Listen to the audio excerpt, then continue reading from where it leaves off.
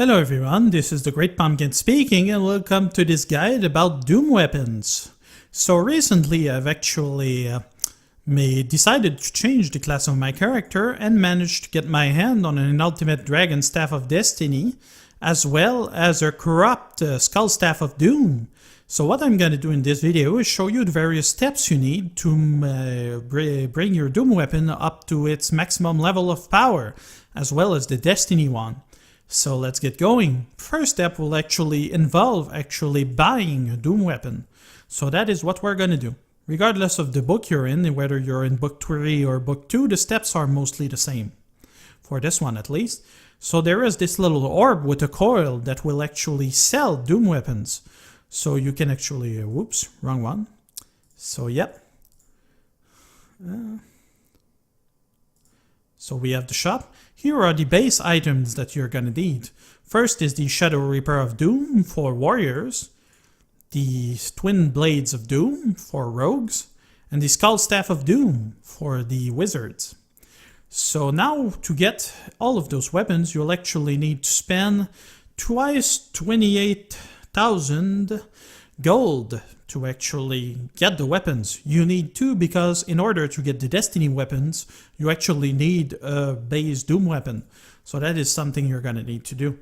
After that, it's mostly a matter of gathering tokens for the upgrades. So we're gonna go through the first currency that you'll need to actually get. We'll first go to the Necropolis and talk to Artix. Artix has quests, among others, which is the Haunted Castle. So within the Haunted Castle, you actually need to deal with all of those various skeletons in order to actually get your currency. So we're just gonna go ahead and get started. It's kind of nice now that I have access to the, to the Ascendant class by being a mage now. It's a really nice class, it ramps up rather nicely. Although usually within this particular quest you'll actually want to use a holy weapon. So if you don't have any, you might have a lot more trouble. It's a good idea to actually take a class that makes farming things a breeze, like for instance a class that has a critical nuke or something like that. I'll just show one right now, like the Ascend, which is a guaranteed crit. This will kill those things pretty darn quickly. Now, the reason you would actually want Doom and Destiny weapons is because they are something of a fixture in the history of Dragonfable. They're basically a relatively strong weapon that grows in strength as the story goes by. From time to time, the developers will actually release an upgrade for the various weapons. For the Doom weapon, we haven't seen the maximum of them just yet. They're still somewhere around level 66. But for the Destiny weapon, they've hit their max with the ultimate versions, which is the one that I'm wielding right now. So yeah, there are multiple places you can actually go in this quest, but only one is actually the most optimal path, if you will. Going through the one we're going right now is necessary to get the key to the Servants' Quarter, which we'll need to actually, you know, get further into the castle.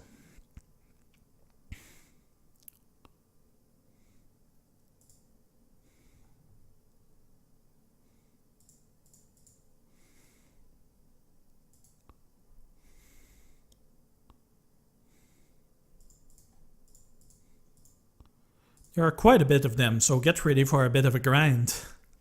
Especially once you know how many tokens are required to actually fully upgrade a weapon. Classes with fast animation should also be a concern if you want to go as quickly as possible.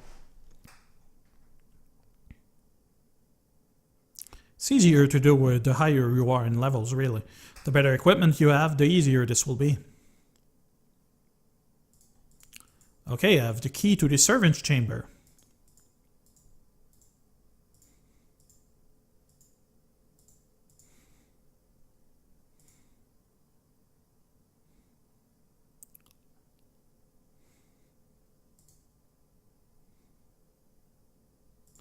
And bam. You'll notice that the name of all of those skeletons are actually puns, like shoulder blades, Shakespeare, or such. That's classic Dragonfable humor right there. It's not that funny, but still, it's interesting.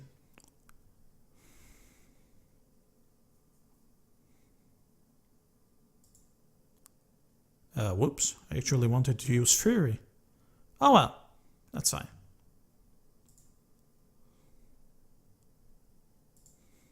That is done, I have found the key to the throne room.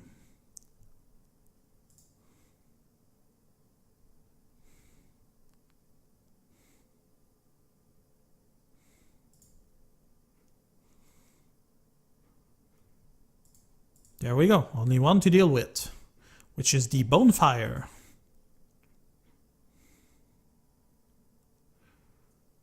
Pretty easy quest, although it takes a while to actually get through.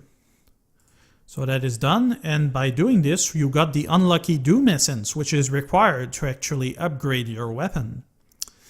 You'll also need something else to actually upgrade those weapons, and to do that we'll be headed to Amityville in book 1 or 2. So let's go. And we'll talk to Thursday over here, who will gladly heal us. So where we need to go is actually Crystal Clear Lake. So we'll just go ahead and head over here. Here a light weapon isn't the best, although you'll probably only need to go here at least once. We've dealt with the Swamp Trembler.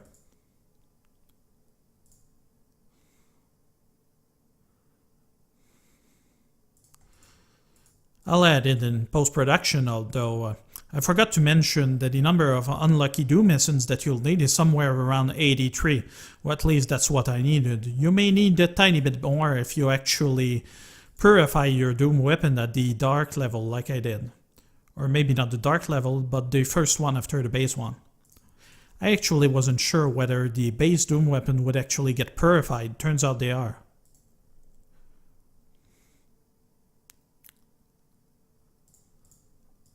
Okay, that is dealt with. Now we get to this little hut here, and there is this guy called Cheney. And he has this option, which is called Upgrade Doom Weapons. So by talking to him, you'll actually get the opportunity to increase the power of your Skull Staff of Doom and so on. And how do you get what you need? Well, within his shop he has what we call research materials, which are required to actually upgrade your Doom weapon. And also the Purification research material, which is required to actually turn them into Destiny weapons. So that is what you're gonna need to do, basically. So yeah, dark version, research material, just like that. Now that this is dealt with, let's just go ahead and leave this place. Usually I would probably just reset my character, but I don't want to have to switch class, so I'll just go ahead and do this quickly.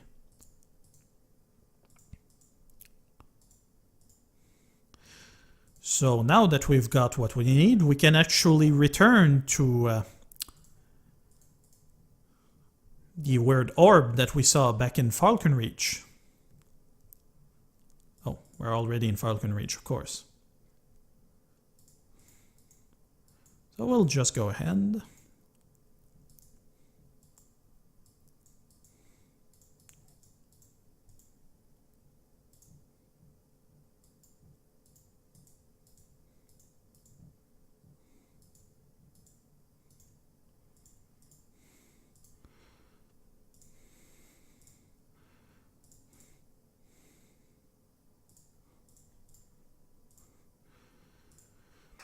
So yeah, basically once you have the dark version of the weapon, now you can use Unlucky Doom Essence to actually improve the weapon up to this particular level. So that is done for this one. For the next upgrade for the Doom weapon, you will actually need to do something a little different. You will need to go here and speak with Lim, the new blacksmith, and talk about the crafting build weapon. This will require you to go to Yulgar's Forge back in Babylon. And this will require you to actually build your own weapons. And in order to do that, you need to get your blacksmithing skill up to at least 15, which is a little difficult, among other things. So basically, you do what you gotta do. That is done. So what is it now? I can quit?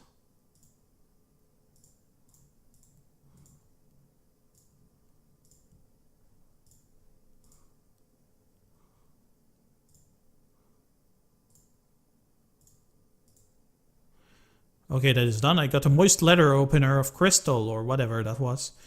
and you can now make weapons as you need.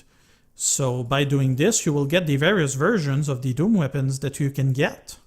This starts with the Mighty version, and then goes up all the way to the Dire version, which should take you quite a while. Although you'll notice there are new graphics for them at this point, which is kind of cool.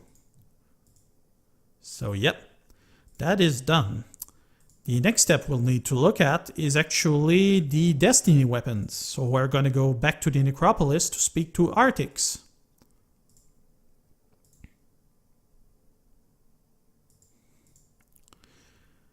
So here, the Purified Doom weapon.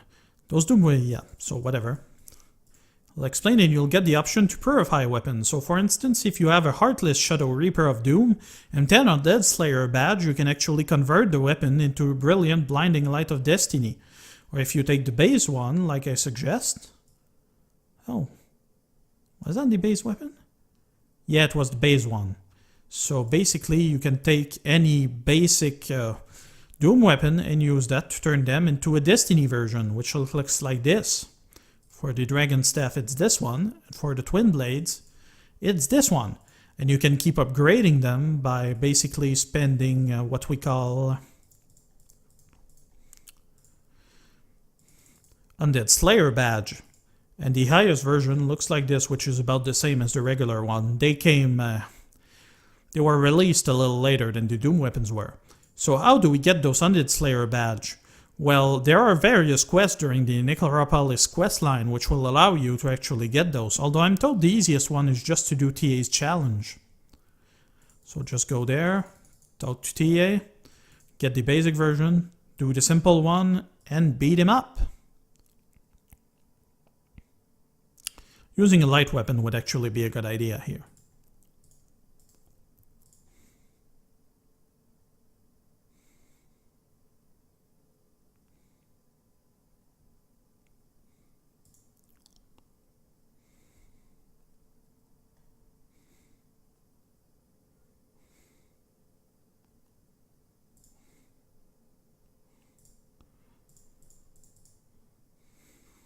So that is done. Right now you just complete the quest to be it like that, and you hope that you actually get an Undead Slayer badge.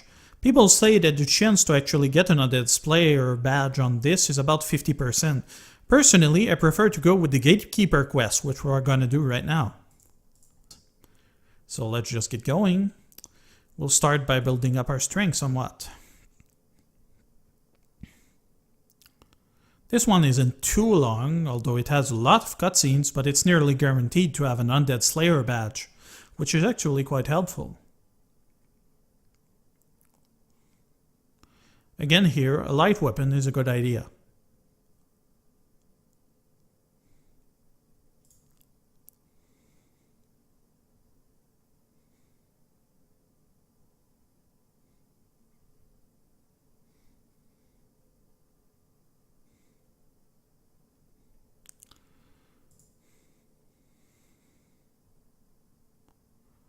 Okay, so that's it for this guy. Gonna freeze the other skeletons, which have nearly as much health as the Gatekeeper himself.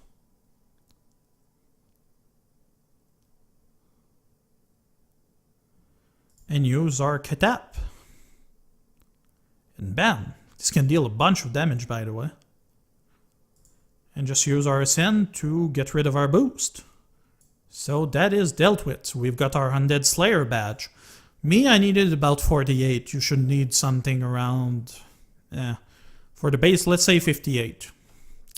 So you'll need to do that, yeah, about 58 times. Same as we did with the Unlucky Doom Essence. Now, we've dealt with this. Let's assume that we've upgraded our weapon as far as we could. Well, the next step of the upgrades will actually require you to go to Brawlmer Cape. And here there are a number of dungeons that will need to be completed. So we'll just go ahead.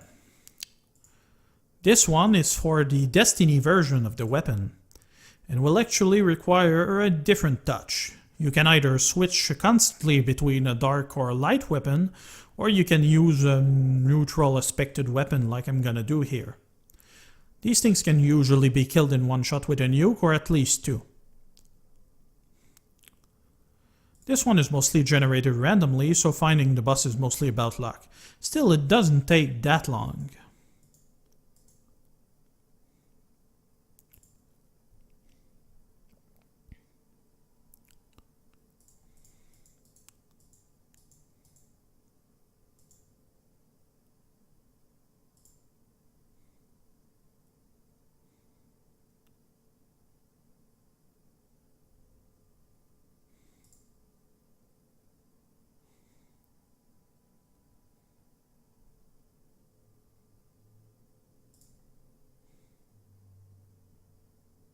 Awesome. It looks like it's mostly light monsters so far, but as you will see right here, there can be darkness aspected monsters here as well.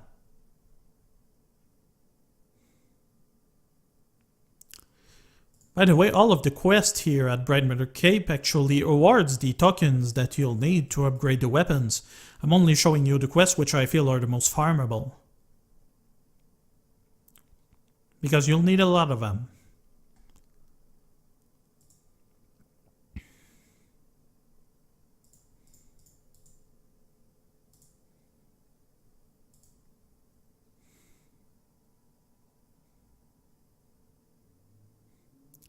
It's a nice skeleton warrior model. We don't see it very often.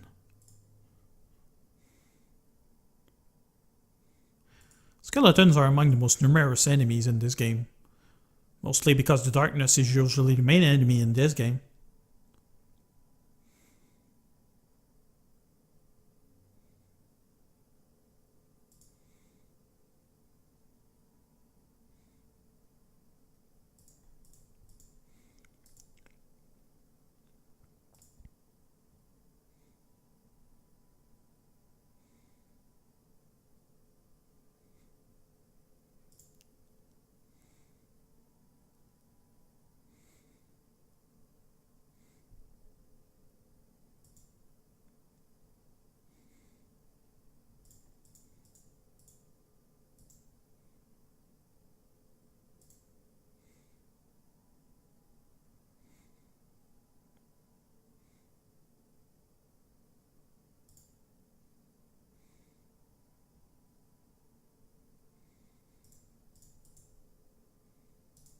And there we are, back at the boss.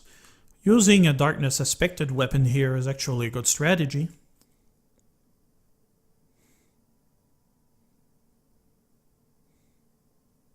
Here I'm using the Dead Knight weapon, which is actually a sight, which allows me to actually make use of my intelligence as opposed to my strength.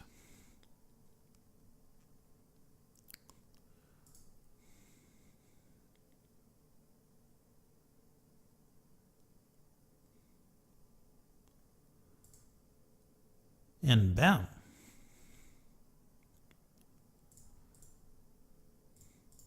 So there's our first Brilmerk binding. You'll need about 52 of those to actually upgrade your Destiny weapon. So, you know, just keep that in mind. Next up will be another dungeon located here at Brilmerk Cape. Or is it Brawl? Meh. I can't name these weird things. So we go here at that tomb, and we'll equip a holy aspected weapon, or light if you will. These things should be pretty easy for the most part.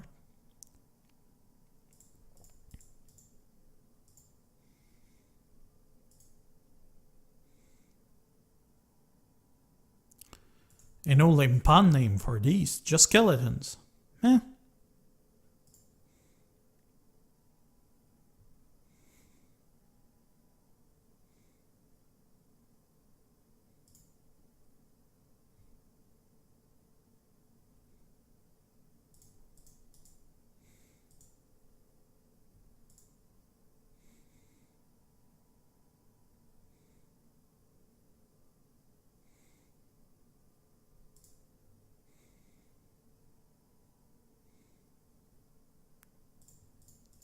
So as I said, those plays are pretty random. It won't be the same every time. You'll also see different enemies, although it's mostly from the same pool, like this one, Darkness Elemental, Skeletal Guardian, Skeletons. Mostly always the same.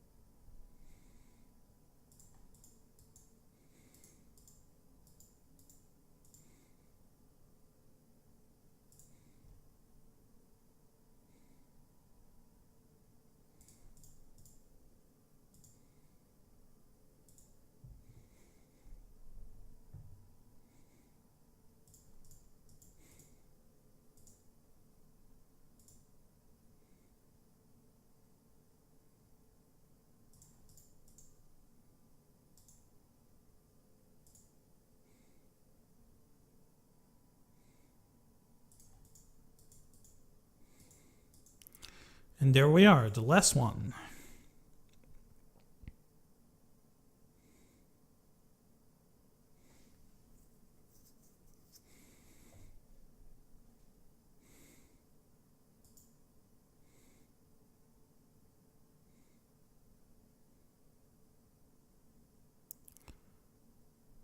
You'll notice the special glow that my staff has on. All of the Destiny and Doom weapon have a special trigger skill, which allows them to deal a light dot. So there we are, we've gotten a Shadow Bone Sword, whose number you'll require about 52 as well. So you can go to this guy, who will actually allow you to do these things. So you can go as far as the level of Grizzly, which is up to level 56. Same sprite as the one we saw in the level before, so nothing to see there. For the Destiny version, same thing, except it used the Brilmerk binding.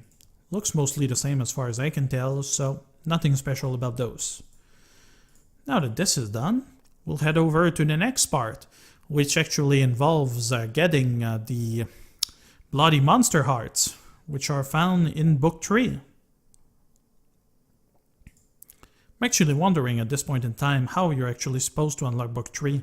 Possibly by finishing Book 1, I'm supposing, although I suppose you could start from there. So now you gotta go to Castle Valrit and speak with Simone Bellamount. So, in order to do that, you'll need to do a number of quests for her, among others, the Castle Valrit, which we're gonna do first. You can use whichever weapon you like, and by the way, I love that Tremor enemy, it's really well done. Although the lines look kind of squiggly, I suppose.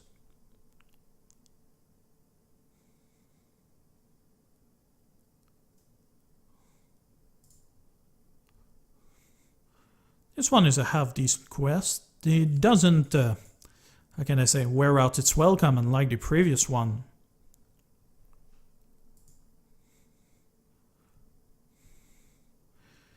This was a different time where the Minions of Darkness actually didn't have any particular resistance, so using a light weapon or any other doesn't make any difference.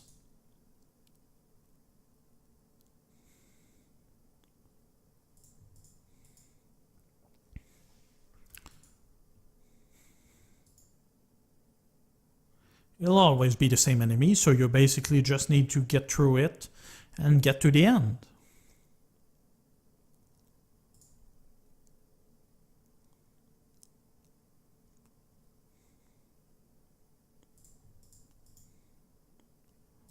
There is this little bit where they introduced a bit of platforming. Didn't work so well as far as I'm concerned.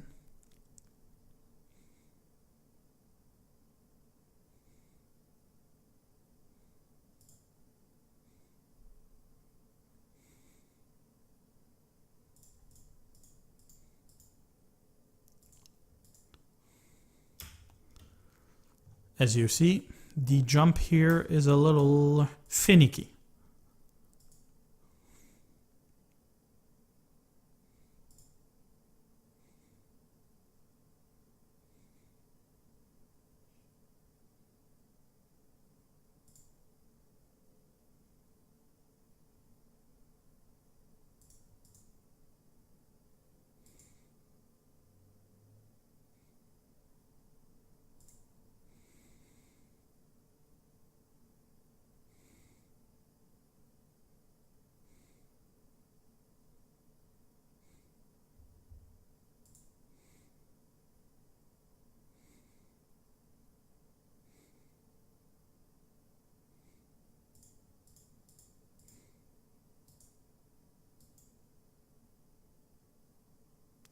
And we're up against the Wereligger, who actually doesn't have any resistance as well.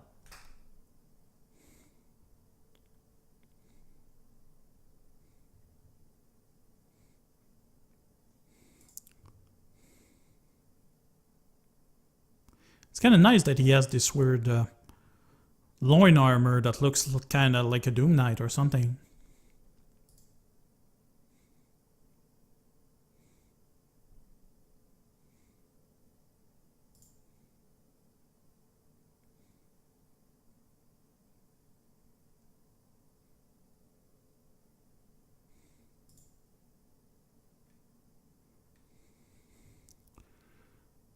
And bam, just like that. And we got a Bloody Monster Heart. With that done, we can go to the Doom upgrades from Simon and get the Bloody Shadow Reaper of Doom, among others. This is another version of the weapon, which is a little different. So that's all of them for those. The next one we'll need to do is actually elsewhere. Oh no, actually it's at the same place, just somewhere different. You'll need to go to the Serenity before the Storm War. And then get to the camp. There is the Doom and Destiny merge here, but that is not quite what you need to do.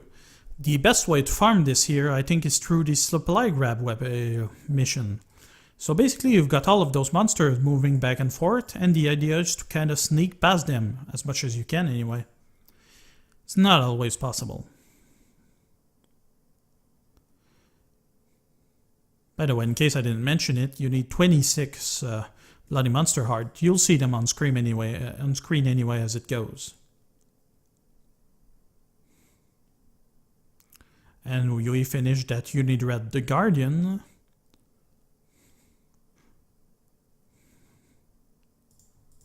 Once that is done, just sneak over there. They'll be done. This time we got Primal Corrupt Essence. You can also get Pure Shards of Dawn from this one. You'll need about 20 Primal Corrupt Essence to upgrade the weapon, as well as 30 Pure Shards of Dawn. Given at the rate they drop, you should get most of them when you need them.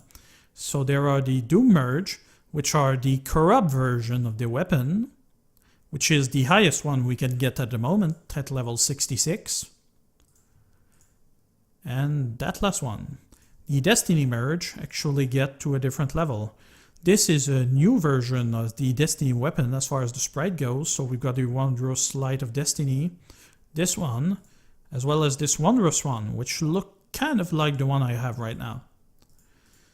So, once you finish all of that, there is only one thing left to do, and it is to actually go to Book 3, through the story, and head over to Sulaneska.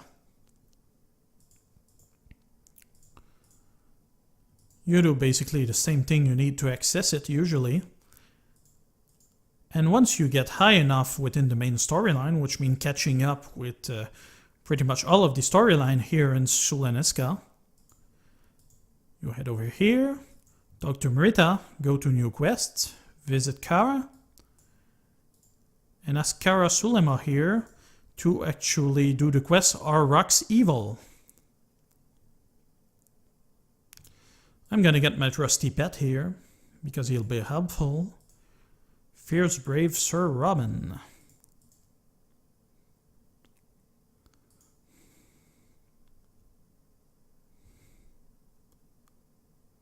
And we'll deal with those Magigards.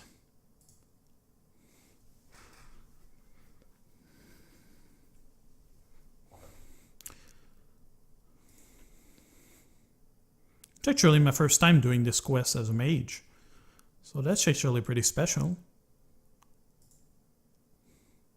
They started using some shadow in their animation.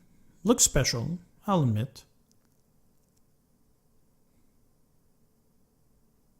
I somehow resisted that immobility effect. Though it seems those flame animation is kinda slowing down things a bit.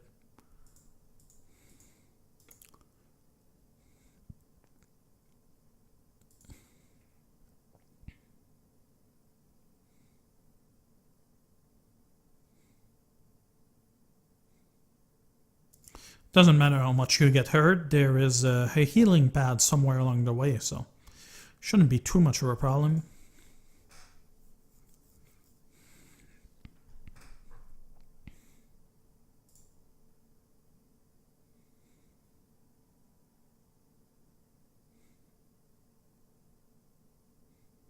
As you can see, our fist brave Sir Robin is a little bug. He attacks from the left and ends up hitting on the right. That's too bad, really. Although he does kind of make me want to respect myself as a Beastmaster. Especially with this new feature where you can actually get guests from the base menu there. That's actually a really good thing to consider. Although it takes a while to kill everything.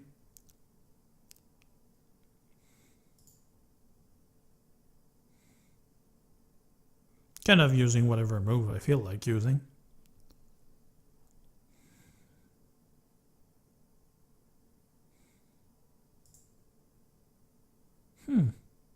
Actually wondering, does this one has a resistance to silver? Doesn't seem like it.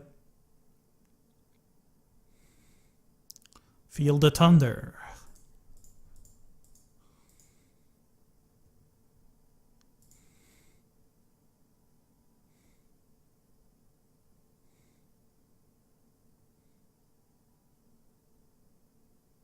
She's not doing so well, is she? Though she does look rather manly under her new revamp for Book 3. It's among the things where I said that sometimes Tomix has a tendency to overdo things. It makes things look weird. Okay, so we've got 2 Magiguard. Here I would suggest actually stunning one of them. And then after that actually using something that will allow you to actually avoid the next attack that they do.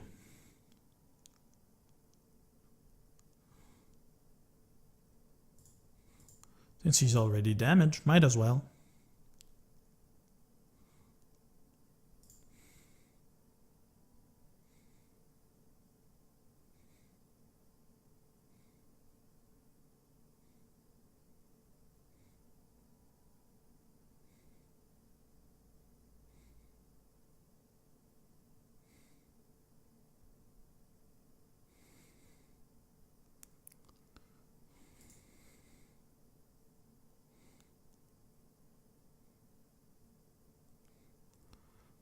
Okay, that's one less guy to worry about.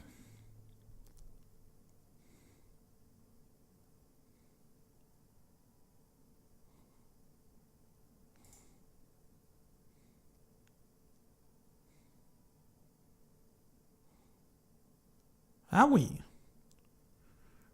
think if I lose her, she might not recover, actually.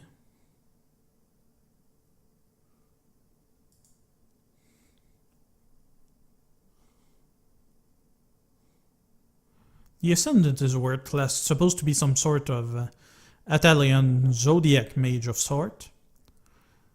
That's why you see all of those startings and signs around the various attacks that you use.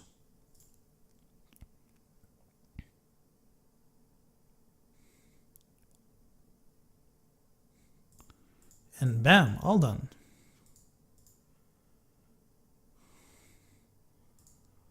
Let's just stun him.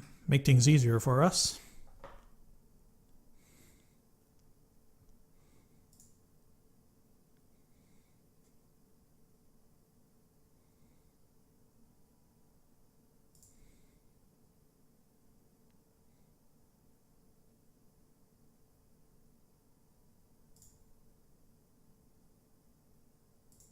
She deals some half-decent damage for a guest. Not the best one I've seen, but still not that bad. She's mostly there for story reasons.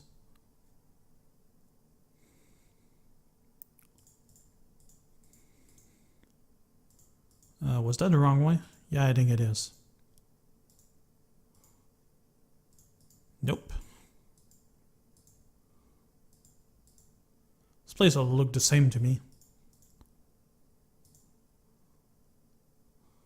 Okay, derpiness aside.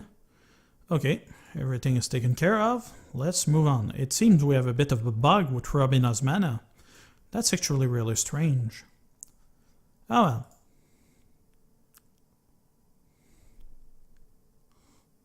Was that a blind or a stun? Might have been a blind. Nope, it was a stun.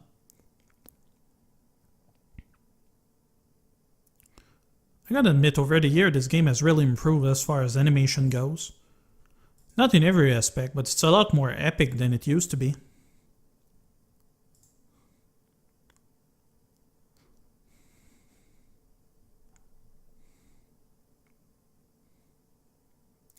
There is this thing where they said that Flash was losing support in recent years. They're actually moving to move that all over to, I think it was OpenGL or something.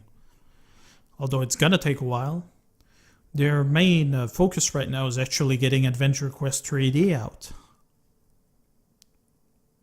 I think they even want to get it to console at some point.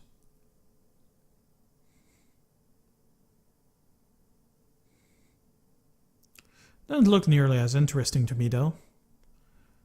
A bit too, shall we say, cartoonish. Well, one of the thing I liked about that one, it wasn't nearly as cartoonish as it could have been.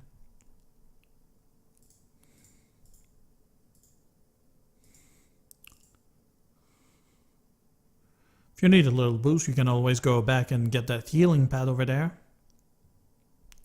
This mission is probably a lot harder because I'm at max level.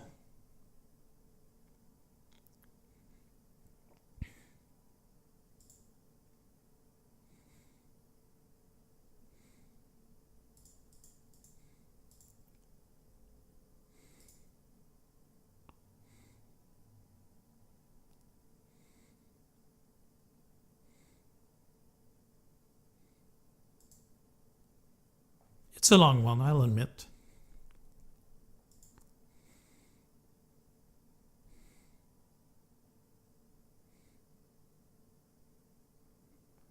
As I mentioned before, it takes a bit of a wind up for the Ascendant to actually deal as much damage as it could.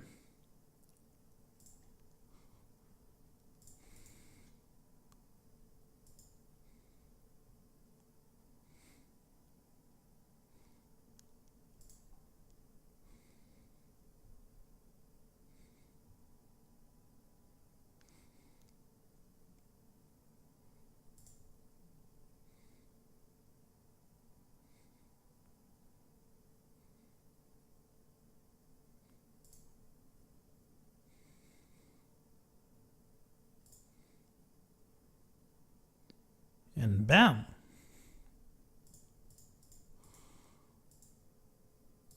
There we are, last ones. And the hardest one to boot too.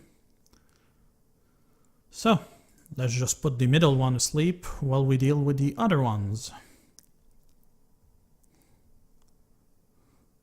Or rather the other way around, prevent him from actually doing anything. She won't last long at this rate though.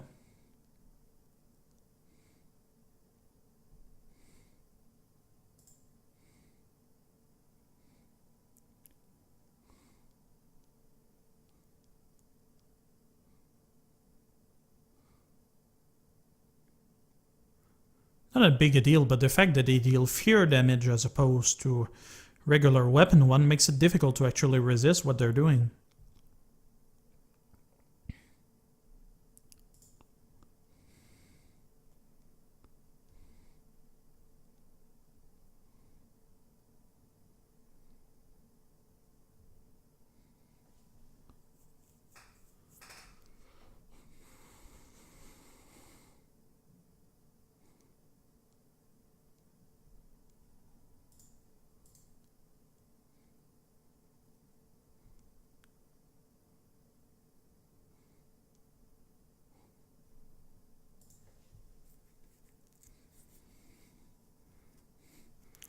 Just like that, we'll be done with those Magi Sentry.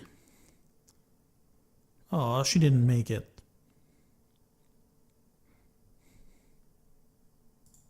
Oh well.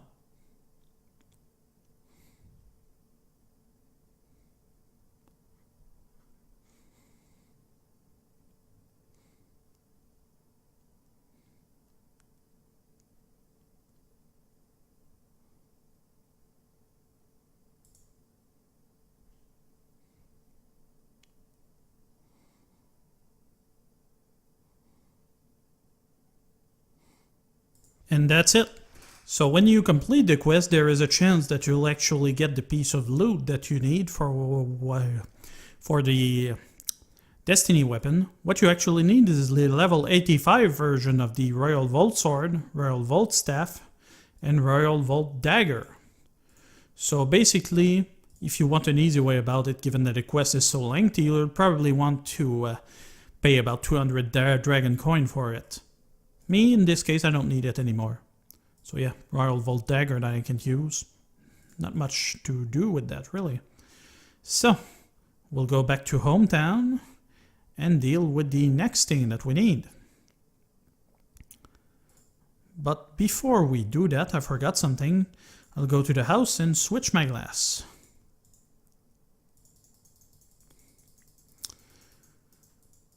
The best thing to do with the next thing that we're going to do is to go as a Dragon Slayer.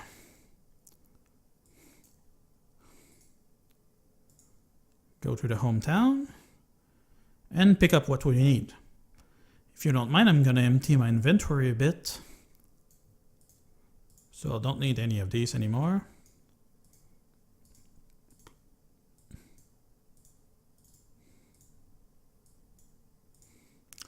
By the way, you will only need one copy of the next items that we're going to present, so don't worry too much, unless you're actually doing the 3 weapons at once, which I wouldn't recommend, but you can do. Okay, so I'm just going to go ahead and get some of the weapons that I have.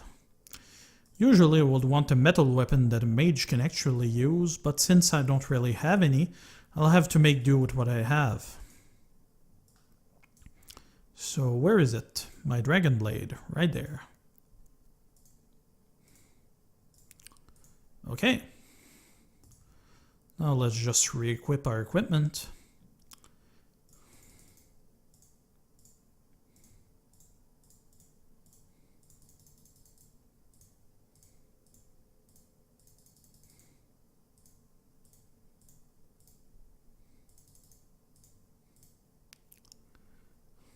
And there we go. Remove the silly pumpkin face, even though it's my name. Get our dragon, put it to primal, and add it as a pet. Now we'll head over here at the inn beyond the edge of time. Oh, at the edge of time, my mistake. We'll heal up for the heck of it. And head over to the challenge board here. So the next one that we'll actually need to do for this is the Triple Trouble, which we're gonna have to complete. So let's do this. So what does the challenge involve? Well, we'll have to slay all of those 3 challenge dragons in one single fight. So let's do this. First thing to do, dragon scales. This will give us 2 turns to actually do something. Although the dragon might actually not be the best choice here. That Frigid Tempest attack is actually the reason why I actually pulled the dragon scales on, is namely because you actually want to avoid that stun attack. Okay, so here we go. Dealing with Trigoras early will actually be a really good idea. So let's poison him. That poison is going to deal a ton of damage.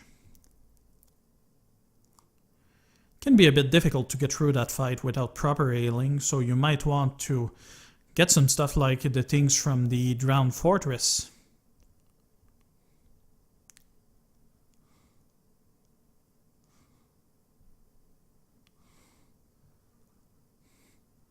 So we'll go ahead and stun him for now. He resisted the immobility effect, apparently.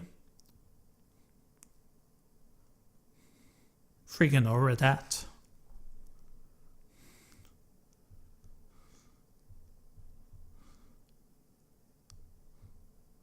So basically it's really all about waiting and getting that dragon dead.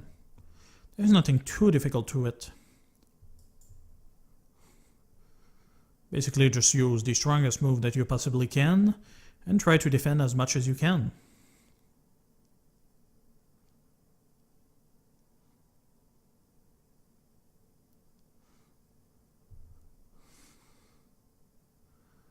thinking that's the moment they're saying that I should deal with Gelunquist as he's about to stun me again. So I'm gonna go ahead and use Blind on him.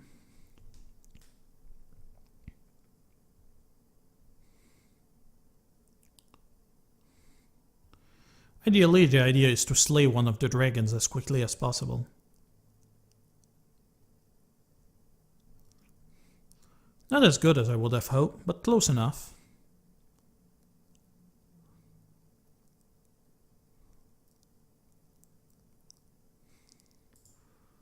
These guys can get pretty difficult, I'll admit as much.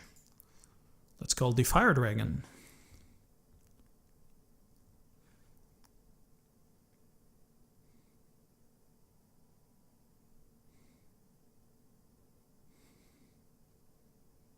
Yeah, he missed me.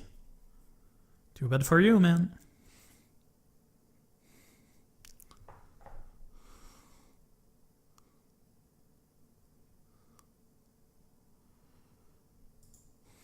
Gonna use the Dragon Blood boost to help me out a bit.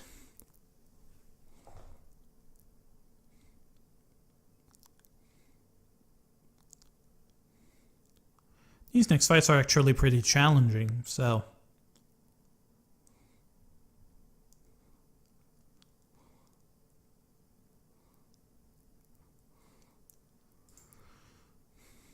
As I said, you want the dragon down as quickly as possible, so actually unleashing your poison on Trigoras, while not the most optimal move, is actually a good idea.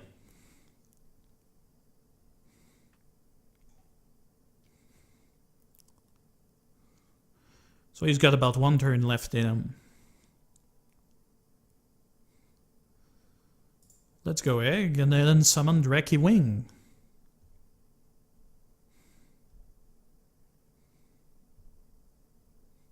And that's the end of that.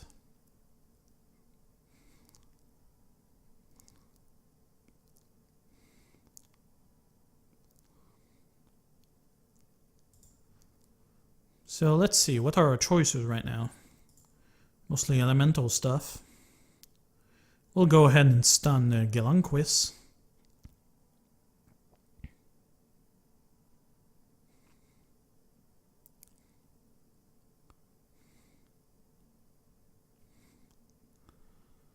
And what would be good?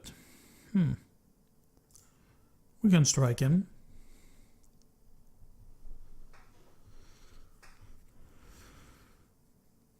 Yeah, I shouldn't have done that. Oh well.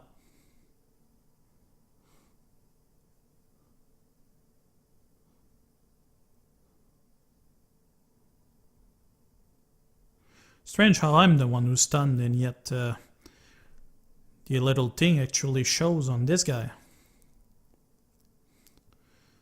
Okay, so let's put up our scales.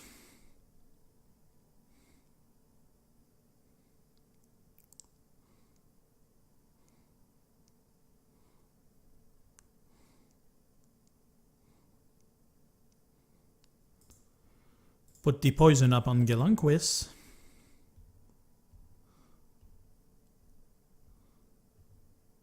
Is his name Gelunquist or Quist?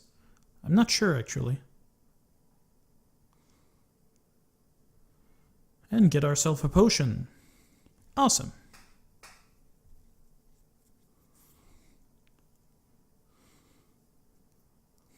Haha, nice try.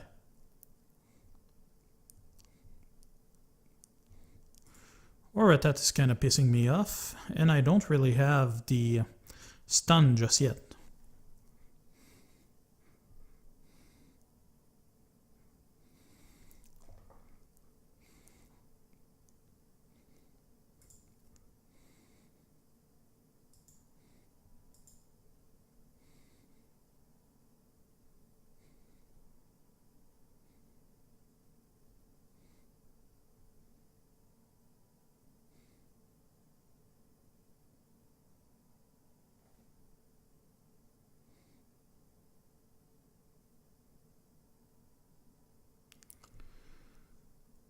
Okay, let's use our talent to stun him, if he can be stunned.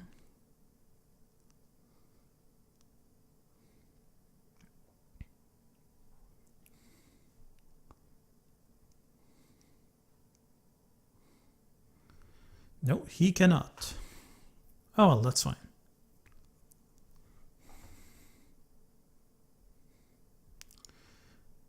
Yeah, I figured as much. I got lucky.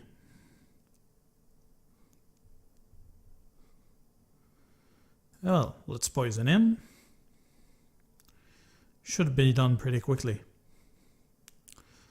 You'll notice that most of those dragons though are actually used in Adventure Quest World, which is something I've mentioned in a previous Dragonfable PvP video.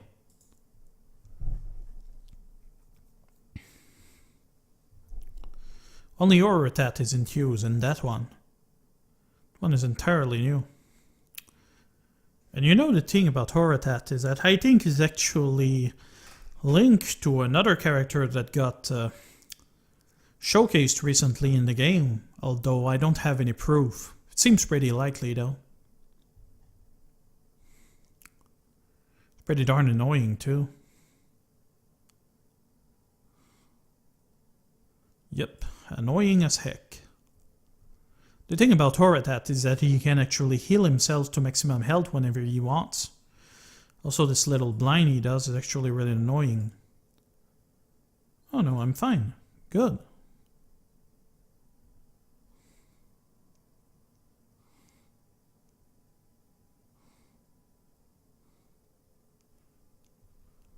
So, not much to do, so I'll just go ahead and use my health potion.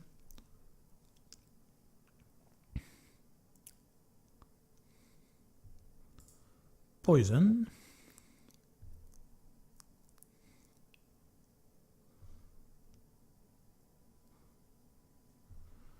Put up the scales.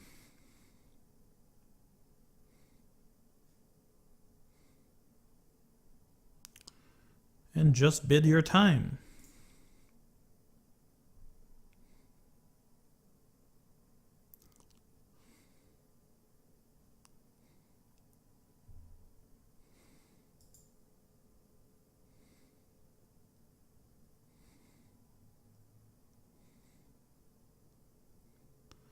Yep, Oratat regenerates back to full health. Annoying little thing.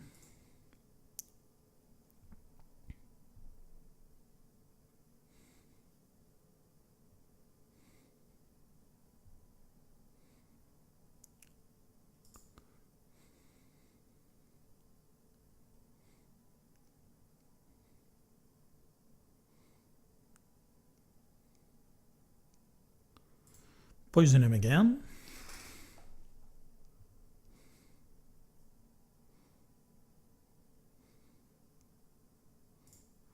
Blind.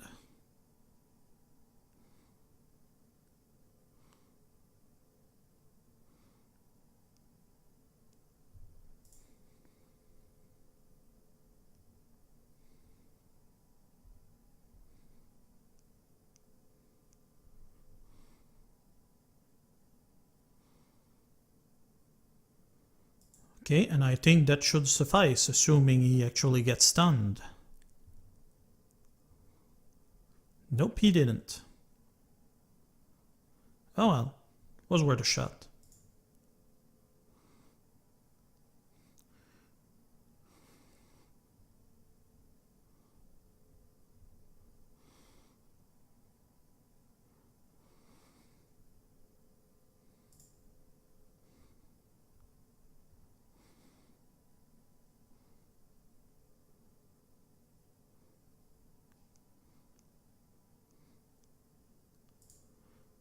And just go with the poison.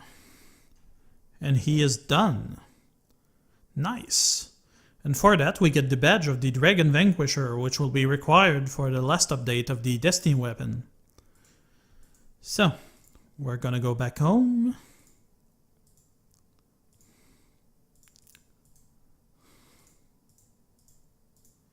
And equip another type of armor. For those two next one, you can pretty much use whichever one you want.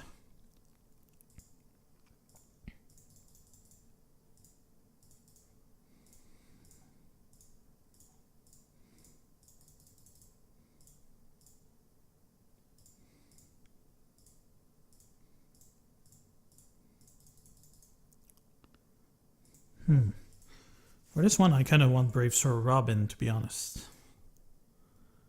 Okay. Remove the spooky thing. And go back to the inn.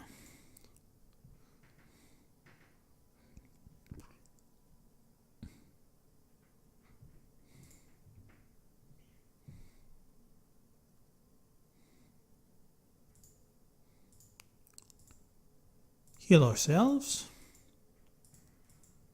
And go back there.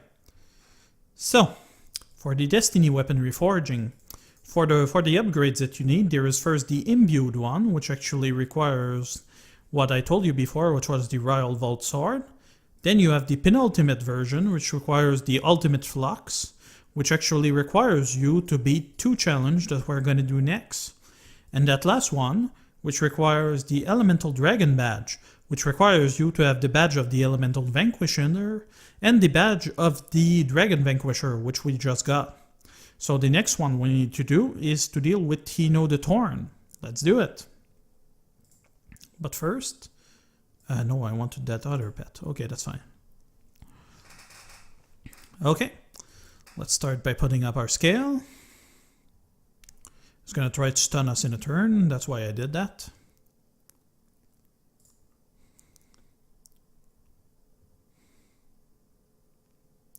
And no stun for you, little man. He's defending right now, so the point of actually attacking him is rather moot.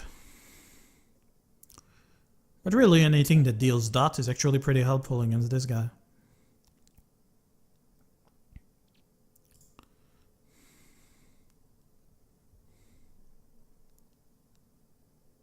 So yeah, that's part of the thing that makes this guy annoying. He has both great defense as well as the ability to stun you. So that is a little annoying. He's got 1 turn of defense left, so I'm going to use my light weapon to actually blind him.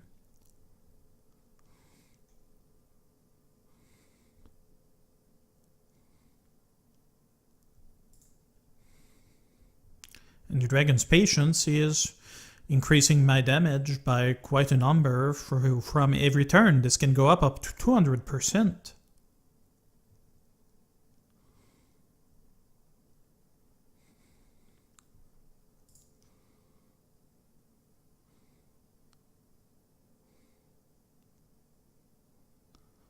Oh, he's about to stun. So what do I do about that? Might as well shield bash him.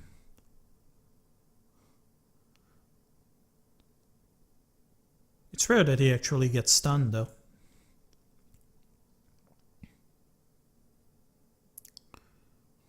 As I said, you can take whichever class you want. On his own, he's pretty much doable.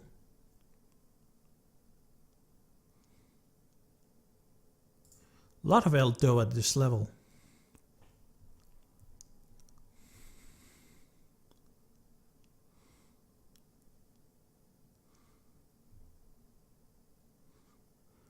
And so I am stunned.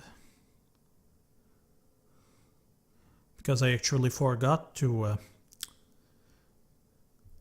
use my skills, which wouldn't have made that much of a difference because anyway he's defending, so. Gonna use my health move to help me out a bit.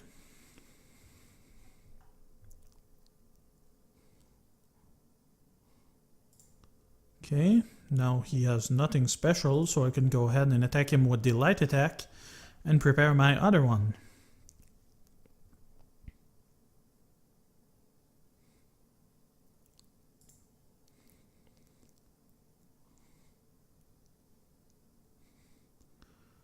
It's gonna take time.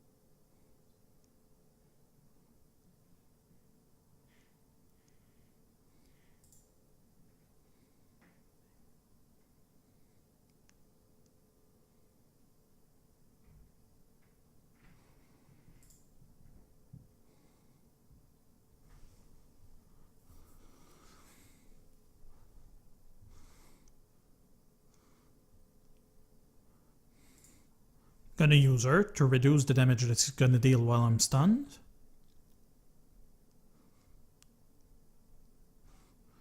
And somehow I've managed to do what I was supposed to do, although he's defending for 3 more turns.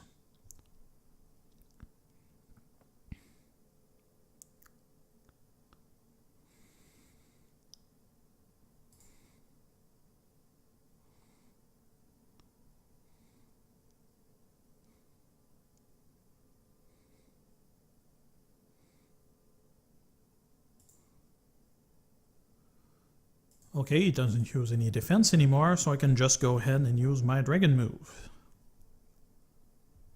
Or he was. Must have misread that somehow.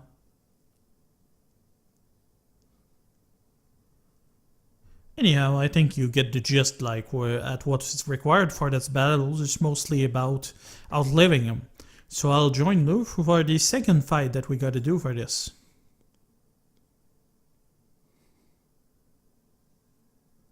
So, here we are back on Dino. I've managed to bring him down for the most part, so I'll just go ahead and finish him. It wasn't very hard, and I was never in any real danger between regen and that heal. There was nothing really difficult about him, to be honest. So that is dealt with, and I got the ultimate blade piece, which is needed for the ultimate flux. Now that this is done, we'll be going to the next challenge that we need, which is Siofra the Shifting. Siofra the Shifting is actually fairly special, and for this one I'll actually be using Stand the Scan Orb. So I'll just go ahead and put my skills on, because he's gonna stun me. It's actually not clear. In the storyline he's supposed to be a he, but his name makes me think a she. That's kind of weird. So anyway, each turn he'll change his weakness to something else, which in this case is water, so I just need to equip a weapon that actually allow me to damage him. So I'll just go ahead and do that. Shifts away from light. That is done. So the type of weapon you'll need is mostly ice, energy, light, fire, water, wind, nature, darkness, as well as metal and silver. I don't have silver right now, mostly because I don't have one on a mage. I did on a warrior, but that's the point. And using a sword on a mage is actually a pretty bad idea. Anyhow, so that does pretty much what we need. So after that, it's just a matter of dealing with him and outliving him as well. So it'll speed up and deal damage. Just use whatever you can to make him stop. So right now he's weak to fire. Can use that to drop a dot on him. One less forever though. Now he shifts away from ice.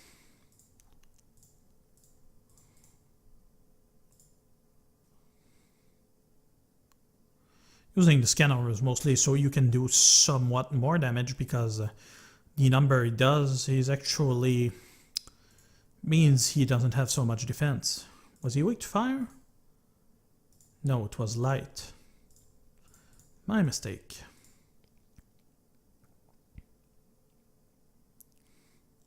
You don't actually need to use the Evil Dragon Lord in this particular case. Now his armor shifts away from nature.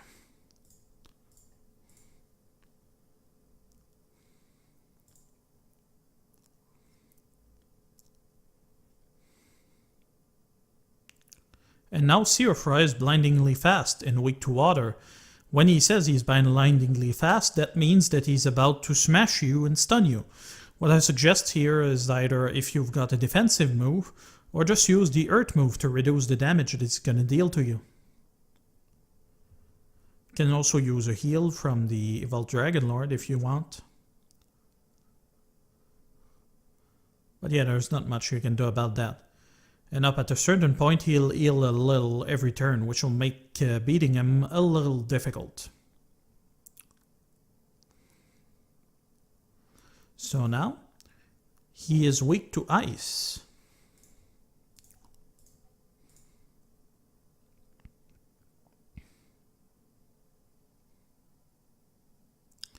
the healing that he does is mostly the reason why I think the Evolved Dragon Lord with the Patience artifact is actually the best idea, because as long as the fight goes, the more damage you'll deal. So that's a good thing. Anyhow, that's pretty much the fight against this guy, so I'll join you next for the next one. Okay, so here we are, just about to finish Siofra, so let's just go ahead. He wasn't too hard, so that's fine. Now we've got the Elemental Flux. And using that Elemental Flux, we can actually merge it into the Ultimate Flux. So now, what do you think is the last thing that we need to do? That's right, the Elemental Chaos Challenge, which involves you fighting both Tino and Siofra at once. And in order to do that, you'll need a number of things. We'll start with the basic one. Most people do this with the Icebound Revenant armor, which is some sort of variant of the Death Knight that is a tiny bit stronger. But what you really need here is what I said, the Evolved Dragon Lord, the Dragon's Patience, at least that's the way I did it anyway, and you basically all of the weapons that I've told you earlier that you would need to handle Siofra. Another thing that I advise is to get the Pet Dragon with you, with 200 back in protection as far as its skill goes, so we'll summon it as a pet in order to do that. There are other ways to do that, for instance getting guests. I've heard of people doing it with Necromancer, and I've managed to set up a situation where it was, although I think at some point their healing might have been a little bugged, and they healed more than they should have, so I wasn't able to defeat it with the Necromancer though. The other thing that you're gonna need is something that we're gonna go get in Book 3.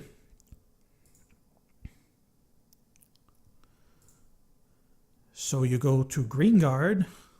No, that wasn't the place.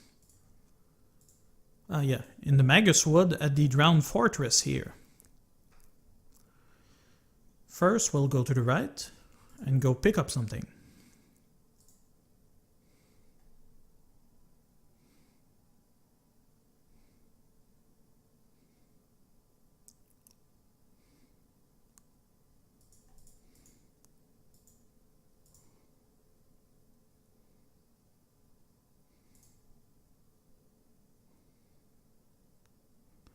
You don't have to use an energy weapon, but it's a good idea.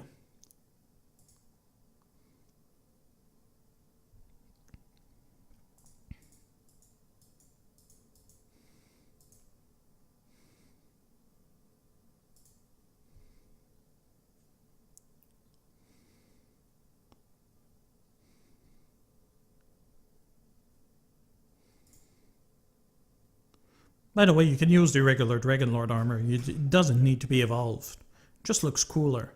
But you see here, he healed me for around 375 health, as well as doing something that increased my healing. That's the reason why I say using the Pet Dragon is actually a good idea.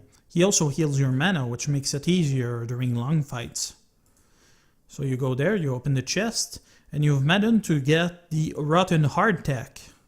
Rotten Hardtack is an item that will be added to your temporary item, and when you equip it, it heals you to full health. That's part of the kind of toughness that you're gonna need to handle both Tino and Siofra at once. And there is a second one like this hidden here somewhere.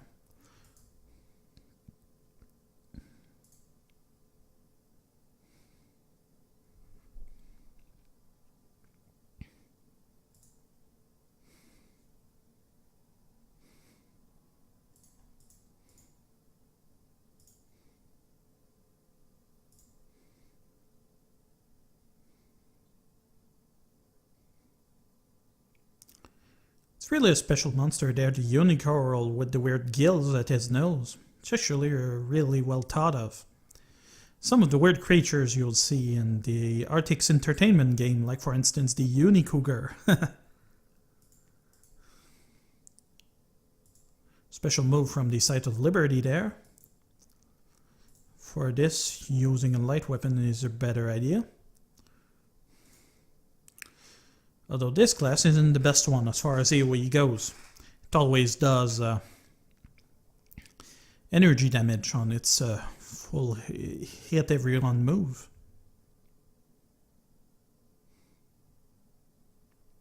Let's use it anyway, why not?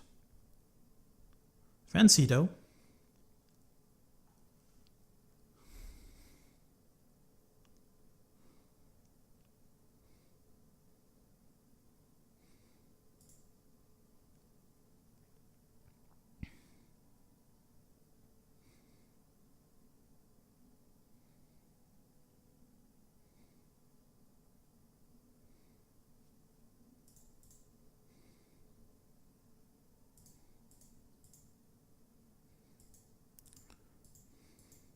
Be careful, you can avoid this one.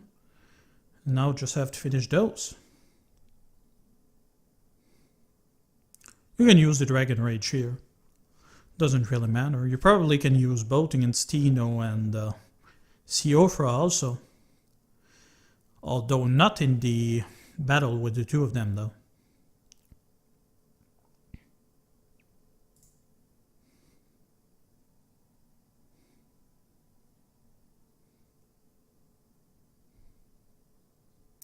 It's kind of annoying that based on the element, the baby dragon doesn't have a different animation for his breath. Small thing that annoys me.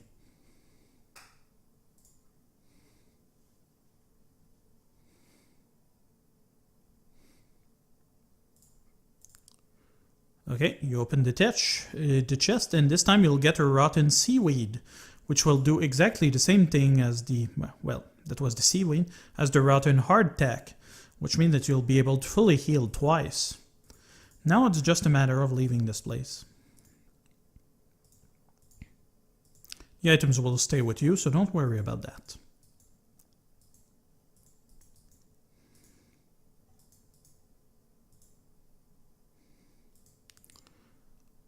We'll talk to Twilly to heal us up.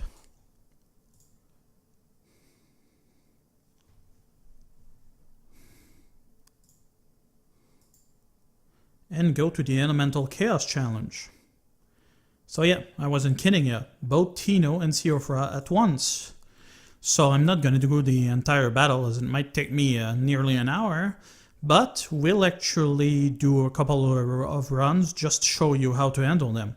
We'll start by using our scales. In order to avoid getting stunned right off the bat.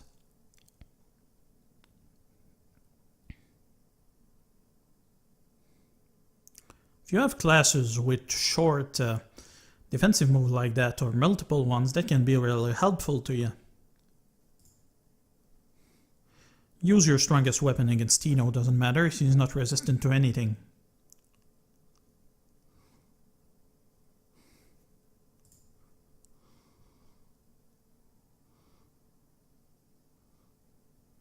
So yeah, not the best choice there, but it doesn't really matter.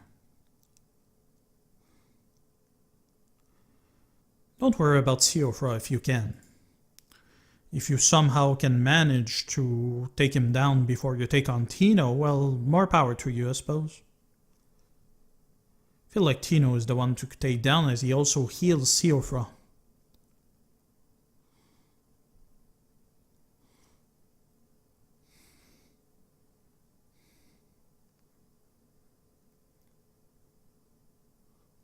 If you feel you're taking too much damage, you can also use your Art Dragon Spirit or healing move to help you out a bit. Basically, the more dot you can get on Tino, the better.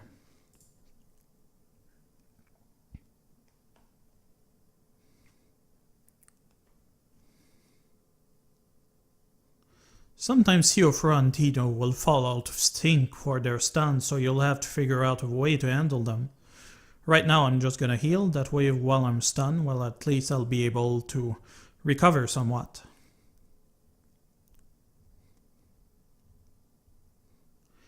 It will take a while to actually make any decent damage on them, that's why we're using the Dragon Lord's Patience artifact, which will allow us to deal more damage as the fight goes on. Especially the fact that Tino defends after a while, that actually makes it a little annoying.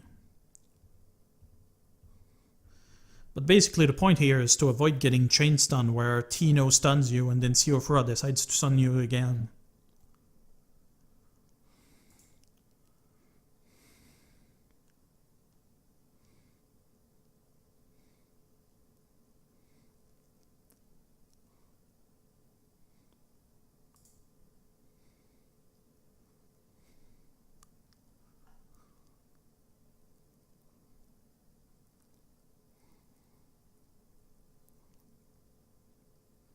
My parry is increased to 100, which is really helpful.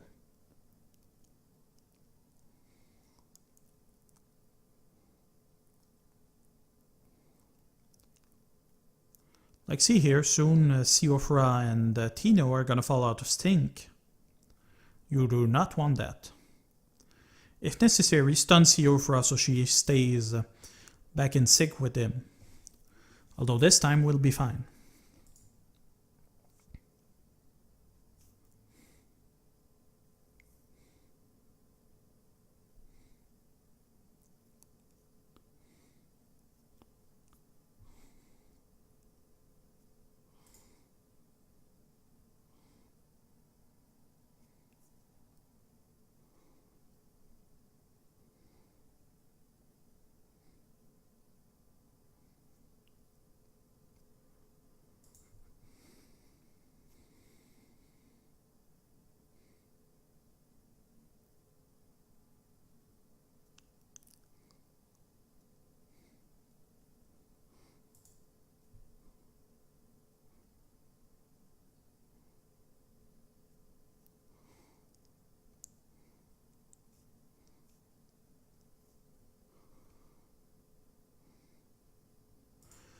Now is a good time to use Dragon Art. We can deal as much damage as we can to him, give us a bit of a break. And my parry has increased, which is great. Okay, he's gonna stun us. We're gonna use our Earth move. Our parry is gonna be through the roof, so we shouldn't take too much damage. Oh, and we still managed to get through it. So we can use our healing move here.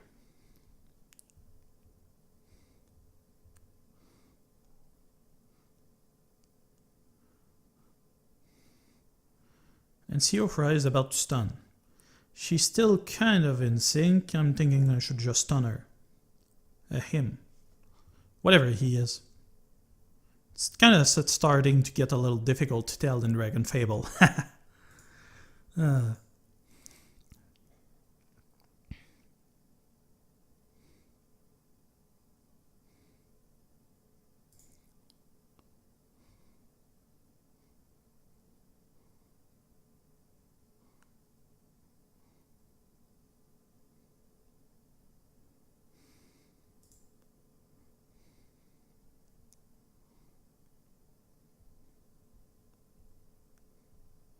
It's great when the dragon does that and makes for one hell of a dot. So now the thing to do here would have been to actually use my scales to actually avoid Siofra's stun. Unfortunately I couldn't do it. Still, I can eat the one from Tino without too much trouble, so we're fine.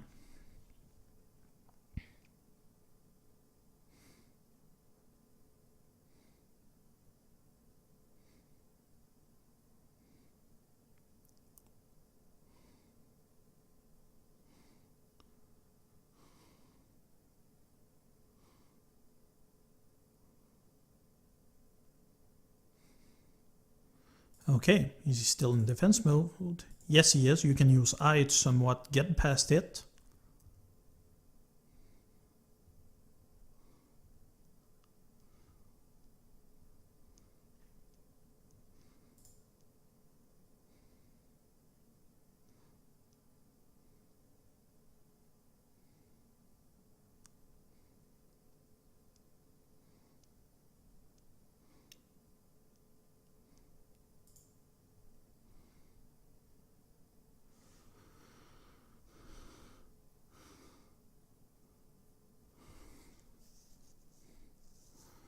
Okay, they're getting back in sync, and we've been healed by our dragon, which is good.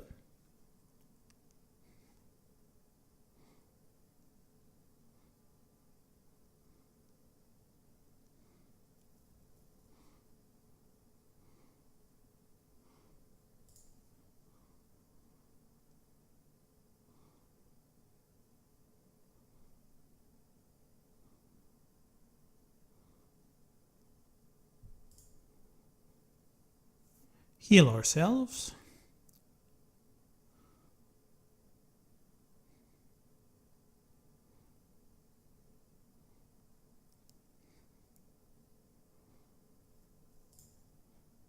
Let's see. Doesn't seem like he has any anymore. I may be wrong though. Wouldn't be the first time.